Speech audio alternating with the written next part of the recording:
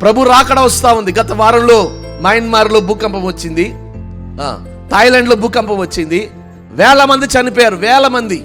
ఇంకా కొంతమంది ఆచూకీ దొరకక శిథిరాల కిందే ఉన్నారు. చనిపోయారా బ్రతికారా తెలియని స్థితి. ఈ వార్త మీ అందరికీ తెలుసు, అవునా కాదా?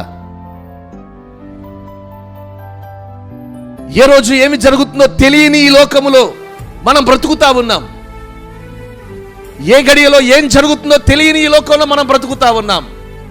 మరి ఇటువంటి అపాయకరమైన కాలములో, ఈ దుర్దినములలో జీవముగల దేవుని స్వరం నీ దగ్గరికి వచ్చింది. ఏమన్నా తెలుసా? వాటిని చూచి నువ్వు భయపడమాక, నీవు నన్ను వెంబడించు, నేను నిన్ను నిత్య జీవానికి తీసుకుని వెళతాను. ఈ మాటలు విన్న ప్రతి ఒక్కరి జీవితంలో నా దేవుడు నిత్య జీవమునకు నడిపించునుగాక. హల్లెలూయా. కాస్త బిగ్గరగా చెప్పండి. ఆయన్ను వెంబడించాలి. ఎందుకనంటే ఆయన పరిశుద్ధుడండి. కామ క్రోధ మద మత్సర్యములు లేనివాడిగా ఈ లోకంలో మానవ జాతిని పరిశుద్ధమైన జీవితాన్ని దయచేసి మోక్షానికి తీసుకువెళ్ళగలిగిన వాడు ఒక్కడే ఈ లోకంలో కనబడుతున్నాడు. ఆయన పేరు నజరేయుడైన యేసు. ఆయన తప్ప మరొకడు కనిపించట్లేదు.